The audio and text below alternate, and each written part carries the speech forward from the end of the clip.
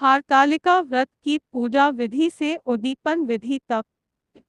1। हरतालिका व्रत की पृष्ठभूमि। हरतालिका व्रत का आयोजन हर साल भाद्रपद मास की तृतीया तिथि को किया जाता है। यह विशेष रूप से महिलाओं द्वारा रखा जाता है जो अपने पति की लंबी उम्र और खुशहाल जीवन की कामना करती है। इस व्रत की कथा और पूजा विधि का विशेष महत्व है, जिसमें पारंपरिक रीति रिवाजों का पालन किया जाता है। 2। हरतालिका व्रत की कथा। इस व्रत की कथा माता पार्वती और भगवान शिव से संबंधित है। कथानुसार माता पार्वती ने भगवान शिव को पाने के लिए कठोर तपस्या की। एक दिन जब भगवान शिव ने माता पार्वती से प्रसन्न होकर उन्हें दर्शन दिए, तो माता पार्वती ने भगवान शिव से कहा कि वह उनका पाणिग्रहण करना चाहती है। लेकिन भगवान शिव ने कहा कि यह उनके पिता हिमालयराज के लिए स्वीकार्य नहीं होगा। तब माता पार्वती ने हिमालय की एक गुफा में तपस्या करने का निर्णय लिया। इस गुफा में वह कठिन तपस्या करती रही और अंततः भगवान शिव ने उन्हें दर्शन दिए और उनके साथ विवाह का संकल्प लिया। इस प्रकार माता पार्वती के प्रति भगवान शिव की भक्ति और तपस्या का प्रतीक यह व्रत है। 3। हरतालिका व्रत की पूजा विधि। हरतालिका व्रत की पूजा विधि में निम्नलिखित चरण शामिल होते हैं। आई व्रत की तैयारी। व्रत के दिन सूर्योदय से पूर्व स्नान करके शुद्ध वस्त्र पहने, घर की सफाई करें और पूजा स्थान को शुद्ध करें। पूजा सामग्री जैसे फल, फूल, रुद्राक्ष, दीपक, नैवेद्य और पूजा की अन्य सामग्री एकत्रित करें। पूजा की शुरुआत। घर के पूजा स्थान पर एक स्वच्छ आसन बिछाएं। वहां एक चौकी पर भगवान शिव और माता पार्वती की मूर्तियों या चित्रों को रखें। मूर्तियों की साफ सफाई करें और उन्हें विशेष वस्त्र पहनाएं।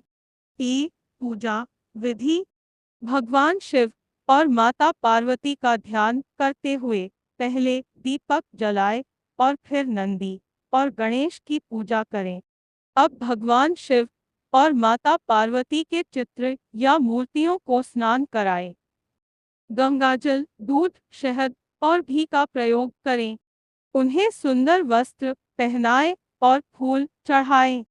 फिर शिवलिंग या शिव प्रतिमा पर बेलपत्र, चंदन और अक्षत अर्पित करें। अब पारंपरिक रूप से रुद्राभिषेक करें। रुद्राभिषेक में विशेष रूप से रुद्राक्ष का उपयोग किया जाता है। नैवेद्य अर्पित करें और प्रसाद वितरित करें। पूजा के अंत में भगवान शिव और माता पार्वती की आरती करें और आशीर्वाद प्राप्त करें। 4। उद्दीपन विधि अवसान विधि। पूजा का समापन। पूजा के समापन के बाद सभी पूजा सामग्री को संजोकर रखें।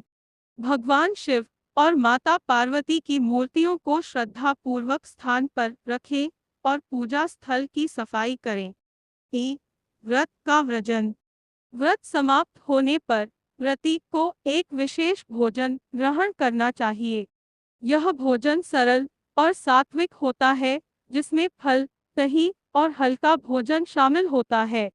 इस भोजन के बाद विशेष रूप से व्रती को अपने परिवार और मित्रों को व्रत के पुण्य की कथा सुनानी चाहिए और उनके साथ प्रसाद का वितरण करना चाहिए। उपासना का फल।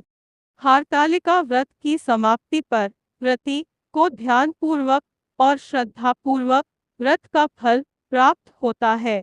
यह व्रत पति पत्नी के रिश्ते को मजबूत करता है और परिवार की सुख समृद्धि को बढ़ाता है। व्रती को यह सुनिश्चित करना चाहिए कि पूजा विधि पूरी श्रद्धा और नियमों के अनुसार की गई हो। 5।